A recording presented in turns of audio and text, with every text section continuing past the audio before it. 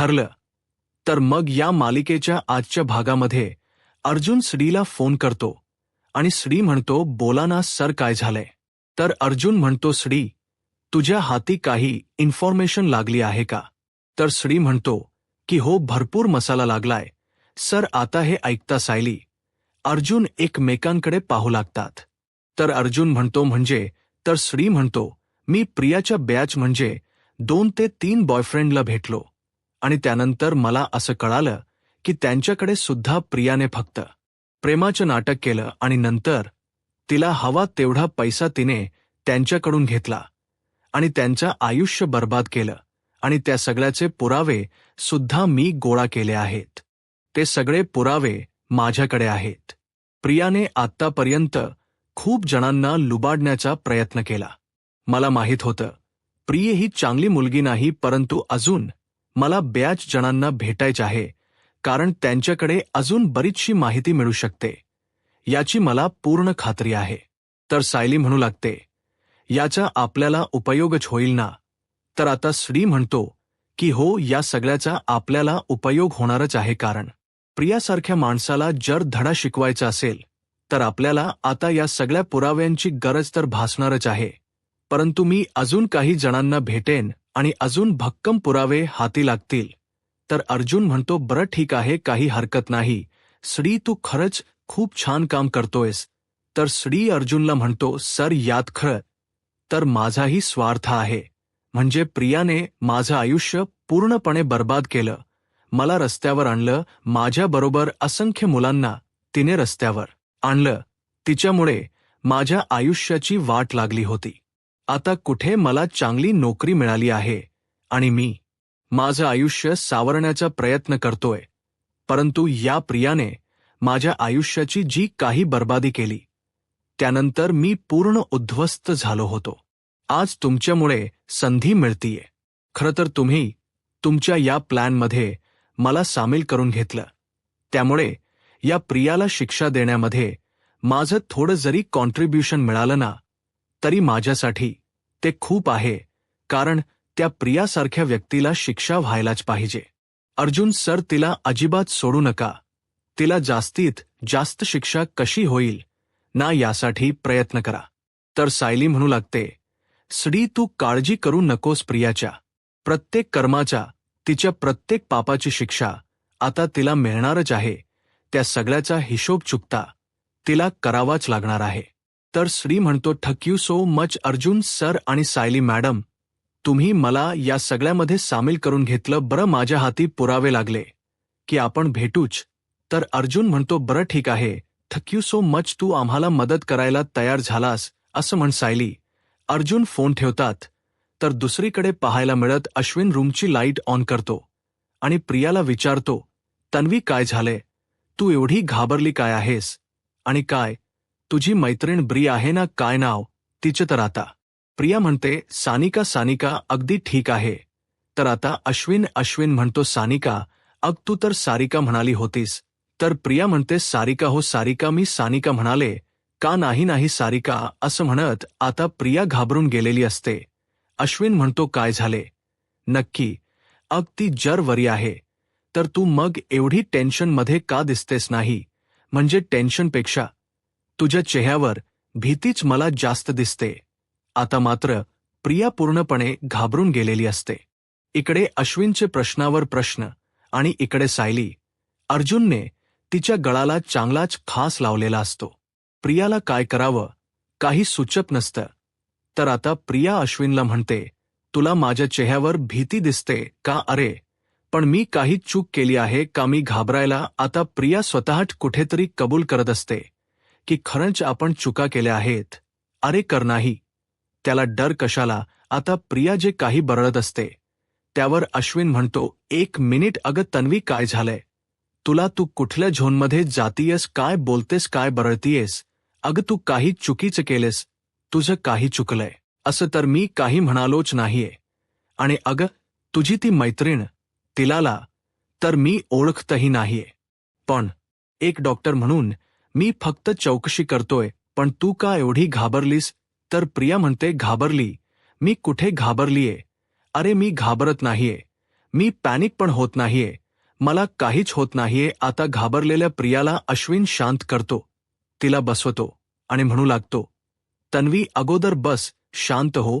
आता प्रिया मनाशीच म्हणते, या मी घाबरलेल्या अवस्थेत अश्विन समोर काही चुकीच बरळते का, मी काहीतरी चुकीचं सांगते का, या सगळ्यामध्ये अश्विनच्या समोर माझं सत्य यायला नको आहे. काही झालं तरी अश्विनला याबद्दल काहीच कळायला नको. मी अशी का घाबरलीय, का बरळते मी, सगळं काही अश्विनला संशय तर येणार नाही ना.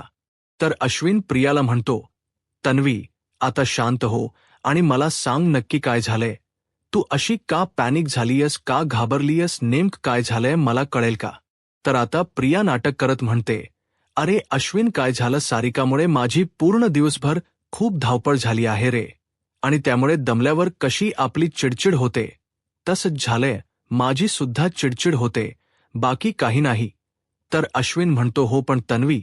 तर प्रिया म्हणते, एक मिनिट मी जाऊन फ्रेश होते, म्हणजे झोपते. नको नको, अगोदर फ्रेश होते, मी झोपते. असं म्हणत ती काही बरळत आता आपलं टॉवेल घेते आणि निघून जाते.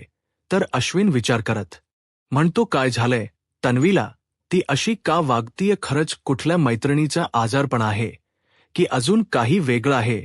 आता मात्र अश्विनलाही प्रियाच्या वागण्याचा संशय आलेला असतो. तर दुसरीकडे पाहायला मिळतं, अर्जुन सायलीला म्हणतो, आता तरी तुला हा पुरावा स्ट्रॉंग वाटतोय ना. तर सायली अर्जुनला म्हणते, मला हा पुरावा इतका भक्कम आणि मजबूत वाटत नाहीये. तर अर्जुन म्हणतो, काय झालं, तुझ्या स्त्रीवर विश्वास नाहीये का.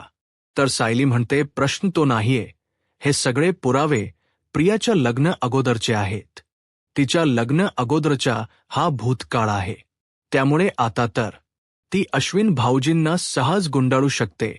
म्हणजे ती असं सांगू शकते की हे माझ्या भूतकाळाबद्दलच्या गोष्टी आहेत, माझ्या भूतकाळातलं प्रेम आहे, वगैरे वगैरे.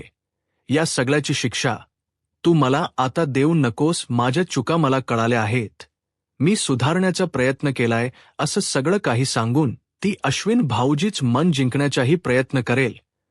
तर आता अर्जुन सायलीला म्हणतो, बायको, अग लग्ना अगोदरचा एखादा बॉयफ्रेंड असेल ना, तर नवरा माफ करू शकतो, परंतु 7-8 बॉयफ्रेंड असे समोर आलेत तर कुठला नवरा माफ करेल सांग ना. तर सायली अर्जुनला म्हणते, आपल्या बायकोवर वेड्यासारख प्रेम करणारा नवरा जर असेल तर त्या एखाद्या नव्याला चालेलही. तसं त्यात आपल्याला माहीतही आहे की अश्विन भाऊजींच प्रियावर किती प्रेम आहे. ते वेड्यासारखं प्रियावर प्रेम करतायत. प्रिया सहज त्यांना पटवून देण्याचा प्रयत्न करेल. आपण सगळ्यांना प्रियापासून तोडू शकतो, प्रियाचा खरा चेहरा सर्वांसमोर आणू शकतो, परंतु नेमके अश्विन भाऊजी मात्र तिच्याशी जोडले राहतील. त्यांना अजूनही त्या प्रियावर विश्वास आहे आणि नंतरही असेल. पण आपल्याला तेच तर नको आहे. आता सायलीच म्हणणं अर्जुनला पटलेलं असतं. अर्जुन सायलीला म्हणतो, अगदी खरं बोलतेस तू, आपल्याला यातून काहीतरी मार्ग काढावाच लागेल. तर सायली अर्जुनला म्हणते, माझ्याकडे एक पर्याय आहे. तर अर्जुन विचारतो, कोणता. तर सायली म्हणू लागते, प्रियाच्या आत्ताच एखादं प्रकरण अश्विन भाऊजी समोर आलं तर अर्जुन म्हणतो, पण प्रिया एक नंबरची स्मार्ट मुलगी आहे. आता सध्या तिला सुभेदार आणि किल्लेदार यांचा पैसा दिसतोय, मग ती बाहेर एखादं प्रकरण किंवा एखाद अखेर असं का करेल. तर सायली अर्जुनला म्हणू लागते, सुभेदार आणि किल्लेदार यांच्यापेक्षाही जर श्रीमंत मुलगा तिच्या आयुष्यात आला तर सहजच ती त्या मुलाला गुंडाळू शकते, आपल्या प्रेमाच्या जाळ्यात ओढू शकते. तर अर्जुन विचारतो, म्हणजे प्रिया लग्नानंतरही असं कळू शकते. तर सायली म्हणते, जर तिच्या समोर गडगंज पैसा आला ना तर ती सहज हे कधीही करू शकते. आणि आपण ठरवतोय तसं जर झालं आणि तिचा खरा चेहरा अश्विन भाऊजींच्या समोर आला की अश्विन भाऊजींना आपल्या बायकोचं सत्य कळेल आणि मग मात्र अश्विन भाऊजी तिला कधीही साथ देणार नाही. आता फक्त आपल्याला एकच करावं लागेल की आता खूप पैसा पुरवणारा मुलगा प्रियाच्या समोर आणावा लागेल. तर अर्जुन सायलीला म्हणतो, म्हणजे तू म्हणतेस तसं एखादा श्रीमंत मुलगा प्रियाच्या समोर आणायचा, म्हणजे प्रिया पैशाच्या यासा पोटी त्याच्यासमोर अट्रॅक्ट होईल तर सायली म्हणते की हो, तसंही तिला श्रीमंतीच्या मोहात पाडणं अगदी सोप आहे. तसंही तिला आता पैशाची खूप गरज आहे आणि तिला पैसे पुरवणारी सगळी माणसं आता जेलमध्ये आहेत आणि तिच्या अकाउंटलाही फारसे पैसे नाहीत, हे तर आपल्याला माहीतच आहे. अश्विन भाऊजी तिला खर्चापुरते पैसे देतात.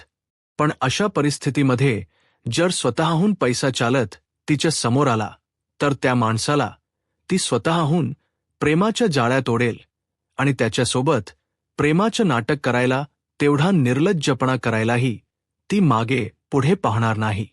अर्जुन सायलीला म्हणतो, तुझं म्हणणं मला पटते आणि आता प्रिया समोर येणारा सक्सेसफुल बिझनेसमन एक माणूस आहे आपल्याकडे.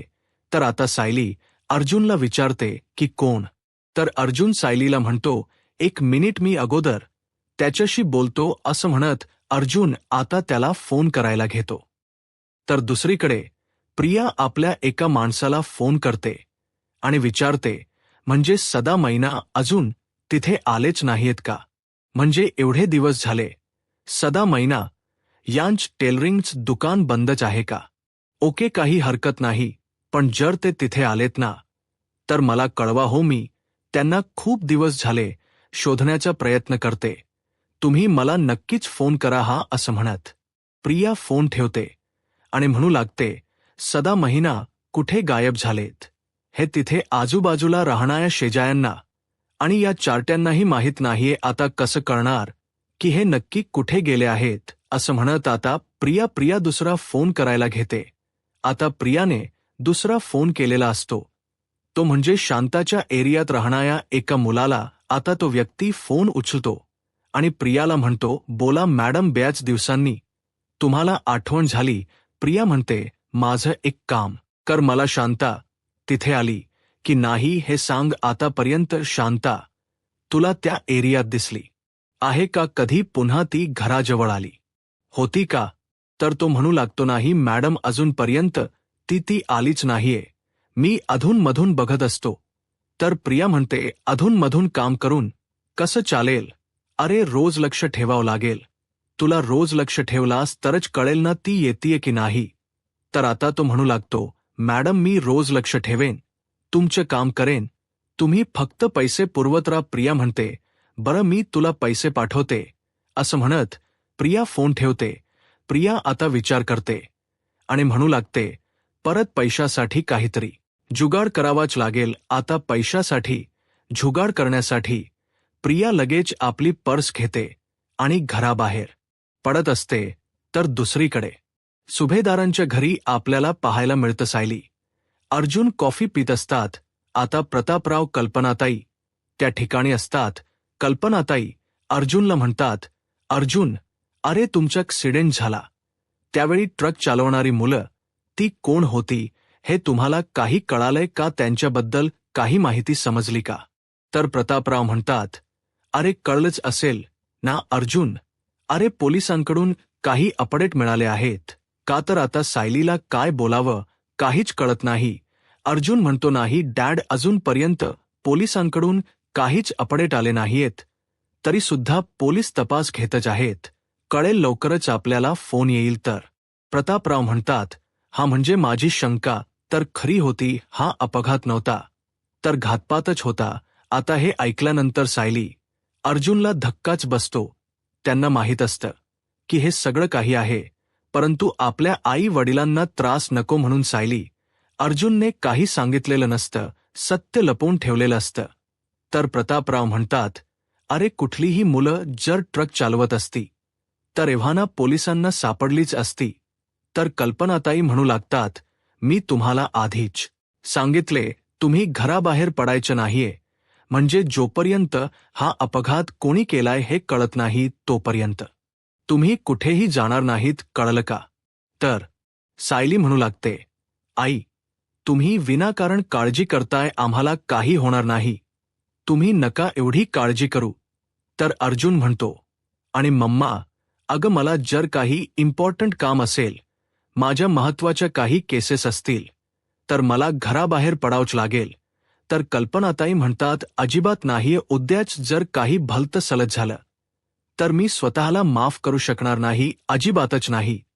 त्यामुळे मी तुम्हाला घराबाहेर पडू देणार नाही. तर त्याच वेळी त्या ठिकाणी प्रिया येते आणि म्हणू लागते, आई अगदी बरोबर बोलते. अर्जुन, अरे तुझ्या कामामुळे तुझे असंख्य शत्रू आहेत बाहेर. अरे मला वाटते त्यापैकी कोणीतरीच तुझ्यावर हल्ला केला असेल, कोणीतरी तुझा जीव घेण्याचा प्रयत्न करत असेल. अरे जर तुमची काही महत्वाची काम असतील तर मी आणि अश्विन करुणा पण त्यासाठी तुम्हाला घराबाहेर पडायची काहीच गरज नाहीये. त्यामुळे तुम्ही घराबाहेर न पडणं हा तुमच्यासाठी शहाणपणा असेल. असं म्हणत प्रिया आता मुद्दामहून सायली अर्जुनला घरातच ठेवण्याचा प्रयत्न करत असते. तर आता अर्जुन प्रियावर चिडतो आणि म्हणू लागतो, म्हणजे आता मी माझ्या ऑफिसचा सेटअप खरीच करायचा आहे का? तर प्रिया म्हणते, अरे तू तुझं ऑफिस घरून हँडल करू शकतोस की, आणि जर तुला कुठल्या क्लायंटशी बोलायचं असेल, मीटिंग असेल, तर ती ऑनलाईन करू शकतोस. तर आता अर्जुन म्हणतो, आणि कोर्टाची कामकाज ती सुद्धा ऑनलाईन करू का? असं म्हणत आता प्रियाची बोलती बंद झालेली असते. तर कल्पनाई म्हणू लागतात, अर्जुन, अरे का वाद घालतोयस? हे बघ, तुझी जी काही कोर्टाची काम असतील ती चैतन्य बघेल. तू घरातूनच काम करायचं आहे, तू कुठेही जाणार नाहीयेस. आणि सायली, तू पण. तर सायली म्हणू लागते, आई अहो, तुम्ही प्रियाच्या बोलण्याकडे काय लक्ष देताय? तिचं काय ऐकताय तुम्ही? आई, देव ज्यांच्या पाठीशी असतो ना, त्यांचं कोणीही काहीच वाकड करू शकत नाही. तर प्रिया म्हणते, देवाने तुम्हाला एकदा वाचवले, पण दुसऱ्यांदा सुद्धा वाचवेल असं नाहीये. जर दुसऱ्यांदा तुम्हाला काही झालं तर होत्याचं नव्हतं होऊन बसेल. आता मात्र प्रतापराव प्रियावर चिडतात आणि म्हणू लागतात, तन्वी, उगाच भलतसलत काही बोलत बसू नको, गप्प बस. तर आता प्रिया नाटक करत म्हणते, बाबा अहो, मी फक्त काळजीपोटी बोलते, मला त्यांची काळजी वाटते म्हणून मी बोलते. अर्जुन, सायलीने घराबाहेर न पडणं हेच सगळ्यांसाठी चांगलं असेल. असं म्हणत प्रिया सायली अर्जुनकडे पाहू लागते. तर सायली म्हणते, बरं ठीक आहे, आम्ही घराबाहेर पडू नये असं तुला वाटतं ना? मग ठीक आहे, काहीच हरकत नाही. विमलताई, काल जी वाहन सामानाची मी यादी केली आहे ना, ती जरा घेऊन येता का? असं म्हणत सायली आता विमलताईंना वाहनसामानाची यादी आणायला सांगते. आता ती यादी सायली प्रियाच्या हातात टाकते आणि म्हणू लागते, ही आपल्या वाहनसामानाची यादी आहे. आता जायचं आणि आजच्या दिवसात हे वाहनसामान घेऊन यायचं. आणि हो, मागच्या वेळी पिशव्या उचलण्यासाठी मी होते, परंतु आता मी नाहीये. विमलताई, पिशव्या आणून द्या. असं म्हणत सायली आता विमलला पिशव्या आणून द्यायला सांगते. आता प्रिया पिशव्या हातात घेते आणि कल्पना ताईंना म्हणते, आई येते. आणि सायलीला म्हणते, आणते हा मानसामान. असं म्हणत प्रिया आता मानसामान आणण्याच्या निमित्ताने घराबाहेर पडलेली असते. आता प्रिया तिथून निघून जातात. सायली मनाशीच म्हणते, प्रियाला वाटलं असेल की आता तिला घराबाहेर पाठवून मी तिला मदतच केली आहे, पण तिला कुठे माहीत आहे आता तिला घराबाहेर पाठवणं हा आमच्याच प्लॅनचा एक भाग होता. तर दुसरीकडे पाहायला मिळतं, स्मिता आपल्या बाळाला सांभाळत असते, त्याच्याशी गप्पा मारत असते, त्याला खेळवत असते. आणि इथे सचिन मात्र कपाटात आपला बेल्ट शोधत असतो. तर सचिन अस्मिताला आवाज देत म्हणतो, अस्मी, माझा बेल्ट कुठे आहे? तर अस्मिता सचिनला म्हणते, असेल ना कपाटात. तर आता सचिन म्हणतो, मलाला सापडत नाहीये, प्लीज जरा शोधून देतेस का? आता अस्मिता बेल्ट शोधण्यासाठी उठते आणि बेल्ट शोधत असते. इथे सचिन म्हणतो, काय झालं? मी कुठे जाणार आहे? बाहेर कुठे जातोय हे तू मला विचारणार नाहीयेस का? मी आज एका इंटरव्ह्यूसाठी जात आहे. मी आता कामाच्या शोधात आहे. एका ठिकाणी मी रिझ्यूम दिला आहे आणि त्यांनी मला इंटरव्ह्यूला बोलावलं आहे. एकदा का माझ्या कामाचा सेटअप झाला की मग माझं मी करू शकतो. मी माझे पैसे कमावेन, म्हणजे कसं होईल ना? तुझ्या मागे कटकट होणार नाही आणि खर्चांची बोलणी खावी लागणार नाही आणि खर्चांसमोर तुला मानही खाली घालावी लागणार नाही. आता स्वतःचे पैसे असे हातात येतील. आता इथे अस्मिता बेल्ट शोधत असते आणि सचिनला म्हणते, बरं ठीक आहे, ती सचिनशी जास्त काही बोलत नसते, परंतु त्याच वेळी तिचा धक्का लागून अश्विनची बॅग खाली पडते. तर आता अस्मिता म्हणते, सॉरी. सचिन चिडतो आणि म्हणू लागतो, आता काय पाडलायस खाली. परंतु त्या बॅगमधून पैसे बाहेर पडतात. आता मात्र सचिन घाबरतो. अस्मिताने ते पैसे पाहिलेले असतात, परंतु अस्मिताने ते पैसे हातात घेण्या अगोदरच सचिन ते पैसे उचलतो आणि बॅगमध्ये ठेवत असतो. आता अस्मिता सचिनला विचारते, सचिन हे काय आहे एवढे पैसे तुझ्याकडे कुठून आलेत. तर सचिन म्हणतो, म्हणजे तुला काय म्हणायचं आहे. तर अस्मिता म्हणते, सचिन अरे तुझ्याकडे पैसे नव्हते ना, मग हे पैसे कुठून आले आहेत. तर सचिन म्हणतो, होते माझ्याकडे. अस्मिता म्हणते, सचिन माझ्या बँक अकाउंटमधून पैसे येत नव्हते.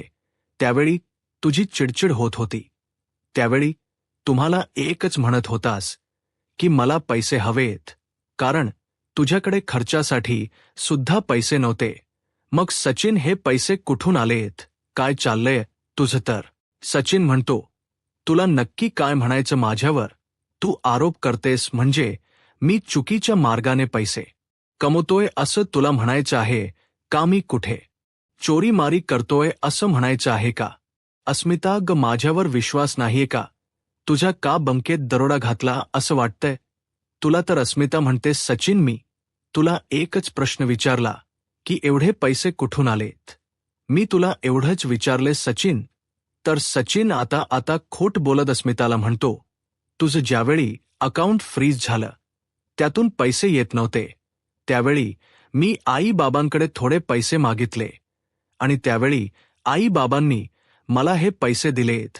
आता नेहमी आई बाबांकडे पैसे मागायला नको किंवा कोणाकडेही पैसे मागायला नको, कोणासमोर हात पसरायला नको, म्हणूनच मी आता स्वतःचं काम स्वतःची नोकरी करायची ठरवली आहे. बेल्ट सापडलाय ना, मग दे, मला उशीर होतोय असं म्हणत सचिन बेल्ट घेतो आणि तिथून निघून जातो. आता अस्मिता म्हणते, सचिन खरं बोलतोय की खोट बोलतोय काहीच कळत नाहीये मला. आणि आई बाबांचं नाव सांगतोय हेही चुकीच आहे, कारण त्याच्या आई बाबांकडे एवढी कॅश तर कधीच नसते. त्याचे आई बाबा त्याला एवढे पैसे नाही देऊ शकत. मग याच्याकडे हे पैसे आले कुठून. आता मात्र अस्मिताच्या मनात प्रश्न निर्माण होतात. तर दुसरीकडे पाहायला मिळत प्रिया तर घराबाहेर पडलेली असते.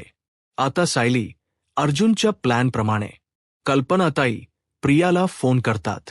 तर कल्पनाताई सायलीला म्हणतात, उचलला फोन. तर आता प्रिया म्हणते, हॅलो कल्पनाताई.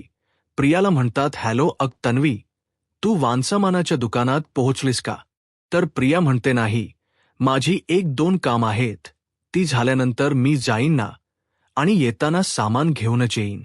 कल्पनाताई म्हणतात, अगं नाही तन्वी, तुझ्याकडे जी यादी दिली आहे ना ती खूप महत्वाची आहे, अर्जंट आहे.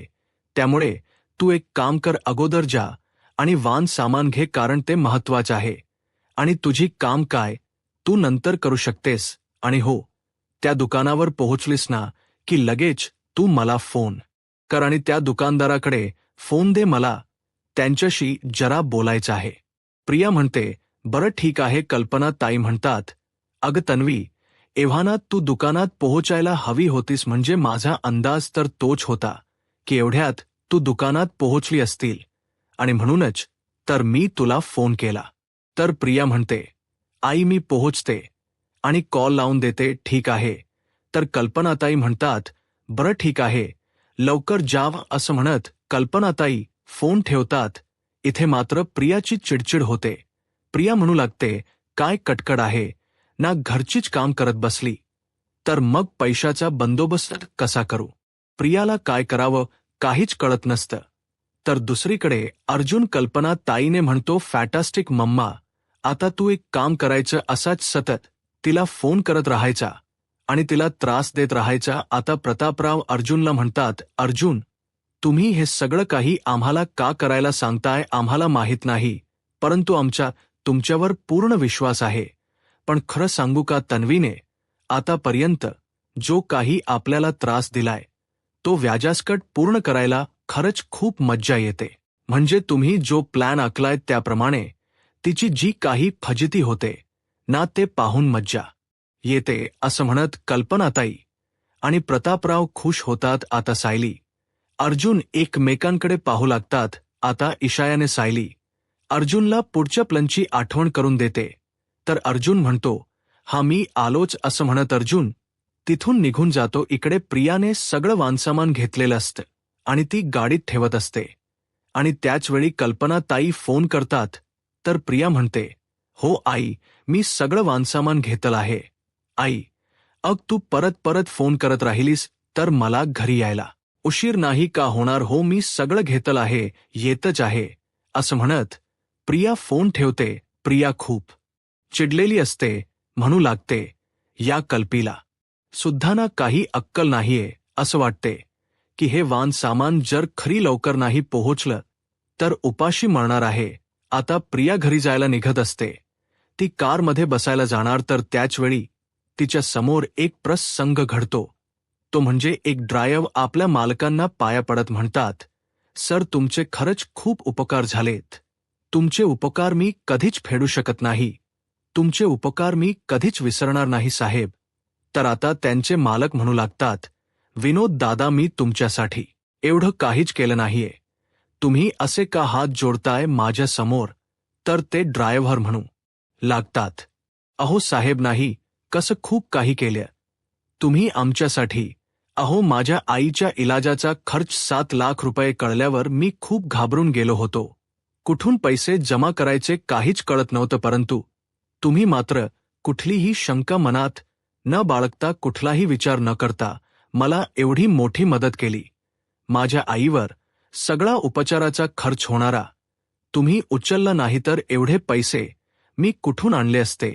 असं म्हणत ते आता त्या दादांचे आभार मानत असतात. आता मागे पैशांची बॅगही असते आणि त्याकडे प्रियाचं लक्ष जातो. तर ते ड्रायव्हर म्हणू लागतात, आता तुम्ही सर म्हणताय की सगळा खर्च तुम्ही कराल आणि खरं सांगायचं तर तुमच्यासारखा देव माणूस या जगात कुठेच भेटणार नाही.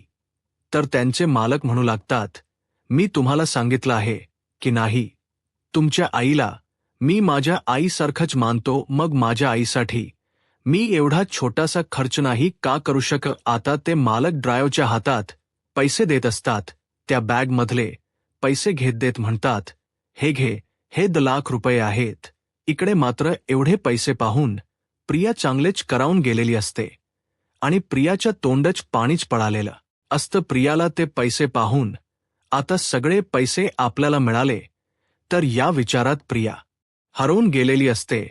ते ड्रायव्हरला मालक म्हणू लागतात, तुमच्या आईची सर्जरी एवढ्या पैशात होईल आणि वर औषधांचा खर्च असेलच. तर जर काही पैसे लागले तर मला हक्काने सांगा, मी अजून हवे तेवढे पैसे द्यायला तयार आहे. परंतु आई बरी व्हायलाच हवी. तर दुसरीकडे सायली कल्पनाईंना म्हणू लागते, आई बाबा, तुम्ही आमच्यावर विश्वास ठेवा. आम्ही जे काही करतोय ते अगदी योग्य करत आहोत आणि ते करण्यासाठी आम्हाला आता घराबाहेर पडावंच लागेल. तर कल्पनाई म्हणू लागतात, अगं पण तुम्ही घराबाहेर नका ना जाऊ.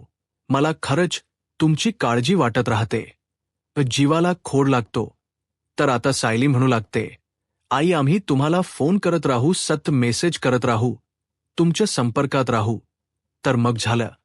तर आता प्रतापराव म्हणतात, सायली मी तुला खरं सांगू का, मलाही असंच वाटतं. या परिस्थितीत तुम्ही घराबाहेर जाऊ नये असंच मला वाटत.